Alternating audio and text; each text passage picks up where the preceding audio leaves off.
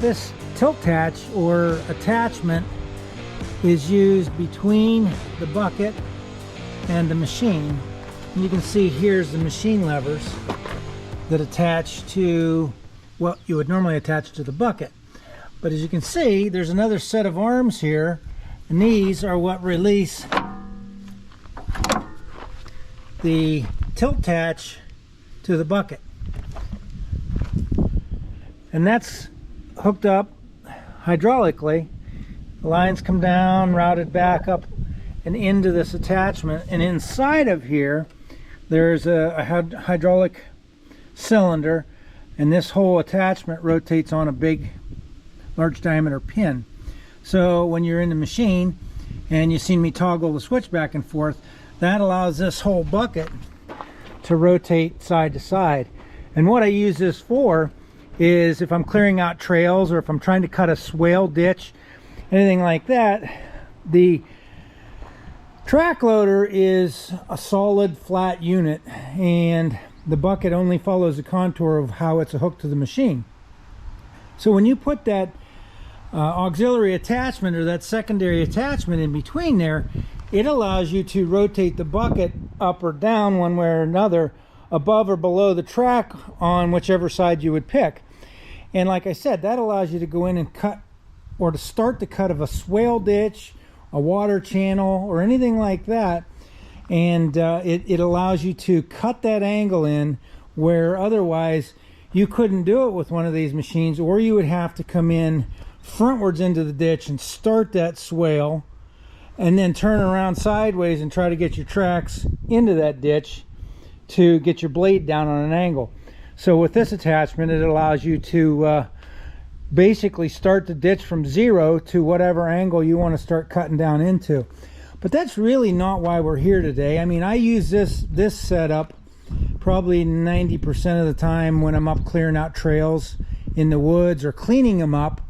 And what I can do from there is if I need to create a watershed or something, so the water does not run down the trails through the tire ruts that are inevitably always pounded into the ground, this allows me to go in and basically cut swales off the sides of those trails to clear out for any water runoff. I want to show you an attachment that I have that I've done a modification to, and it's probably one of the least liked attachments for a track loader. I got this attachment when I sold my bulldozer and thought, boy, I really need something to be able to hook up to this bigger machine and actually use this as kind of a bulldozer. But let me show you what I've got over here, and something I did to it that made it work so much better for my use and what I like to do with it, and still actually use it as what I would consider a very, very small bulldozer. All right, so what I have here is a 6-way dozer blade attachment for a track loader. It pivots side to side. The machine actually, you rock it back and forth, and then I can rotate it to windrow side to side that way.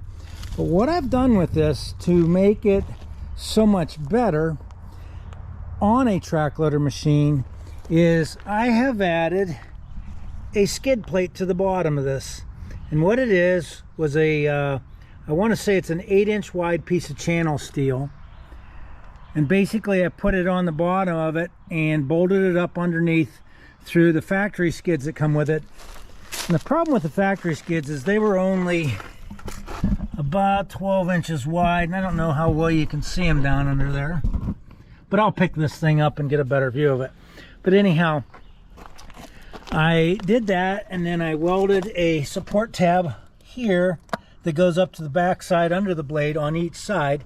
That way the pressure that's pushing backwards on this doesn't allow it to bend that skid plate on me. And why I did all this? Well, because the dozer blade has got what I would call single point of contact on the front cutting edge where it comes down to the ground right there.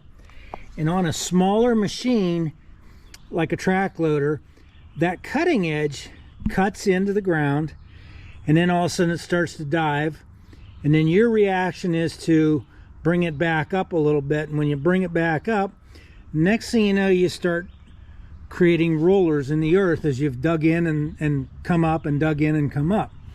So by adding this wide skid plate on here, it allows me to go into the ground, and it still cuts. It doesn't cut as good as a regular cutting edge, but with a small, as in short length, track loader machine, you don't want it to cut in a lot, because then you start spinning tracks, you start getting that roller effect in the ground.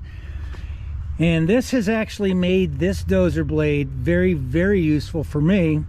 And what I use this thing for 99% of the time is when I'm going up into the woods and clearing trails, whether I'm clearing debris or weeds or rocks or sticks, or basically just re-leveling out the tire tracks in there so they don't collect water.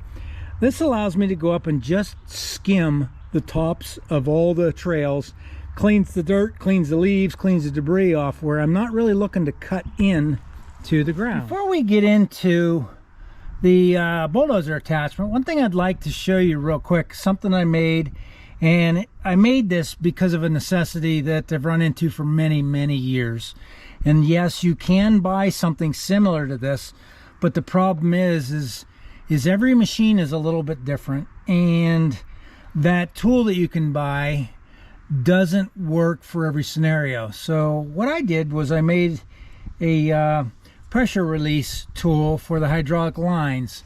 And what it is it's an old Harbor Freight clamp. I bought the clamp. They're extremely cheap. They're, I think for this longer version, they're $6 or $7. And a couple things that I did with this is I took and I welded this particular plate on there. And what that piece does is it hooks around the attachment somewhere, or on the line somewhere, so you can create the resistance on that side of the line. So in this particular case, it would fit in here or would fit somewhere around there, but this is where this one fits. And just the same as if it was on this side, it fits in between those two nuts. And the other thing I did was I took an old fitting that I have particular to my machine, the flat face coupler, and I gutted it. And when I gutted it out, I removed anything that was in there that was spring related, or that would cause any kind of extra pressure to push it on. And I welded a tapered thread on the end of this clamp. And in that thread, I actually, and I'm not sure if you can see it, but I drilled a little hole in there. And what that does is when you thread this on and you hook it up to your male fitting on your attachment, it actually releases that pressure on the attachment, and it allows that oil to come out of this tiny little hole that I've got drilled in there. And you always want to make sure that thing's facing away from you. But I wanted to show you how this works, and why you do it is because this particular attachment's been sitting out in the 80-degree sun all day, and it causes that hydraulic oil to expand. And when you go to take and push this onto the machine, yeah, the machine has a pressure relief valve in it, but it does not relieve the pressure in the attachment itself as it's sitting outside all alone. So what I do is I come up here and I hook this onto that end, and I unthread this or move it to where it needs to be and bring it up here to where it's just over that fitting. And I'm hoping that when I go ahead and turn this or adjust this, you'll be able to see that oil come out from right in here. So let's go ahead and put that on and twist it and see if any oil comes out of there. So I just felt it release the valve. So fortunately, only a very little bit of oil. Hopefully you can see it dripping out of there. So that released that valve. There, it's running out a little better. So now the pressure is off on that system. So I don't need to release it on the other line because they're attached. But because this thing's got a couple different cylinders on it, what I did was, on the end of this, I just put a dummy plug on the end down here, welded that on, and I threaded the male fitting on the other side of it in case I need to ever swap these out and let's say the resistance was in the other line, so I can just take and switch this over, thread it up here, thread this one on, and again, the hole in the fitting is in the threaded portion, not into the valve itself. And this valve has been gutted also, so it fits within there.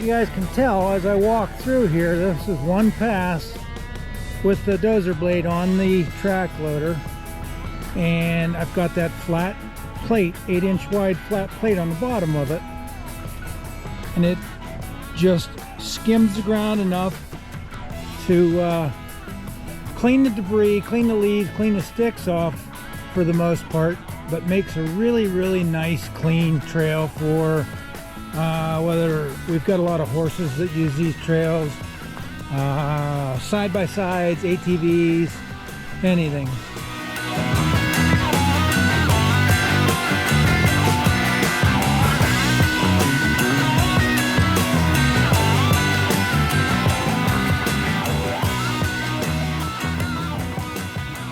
Alright, so you might be saying to yourself, oh wait a minute, you put a flat blade or a flat edge on the bottom of your bulldozer blade for your skid loader.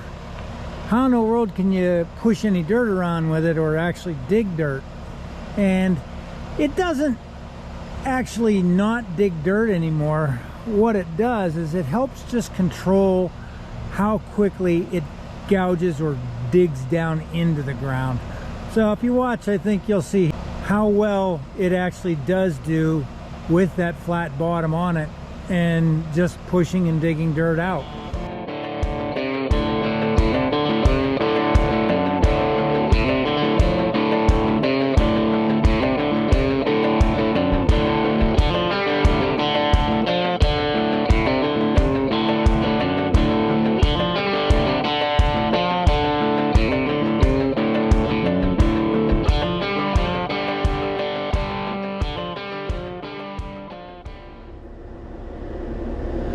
So I think, as you can see, it still does a good job for dozing up dirt.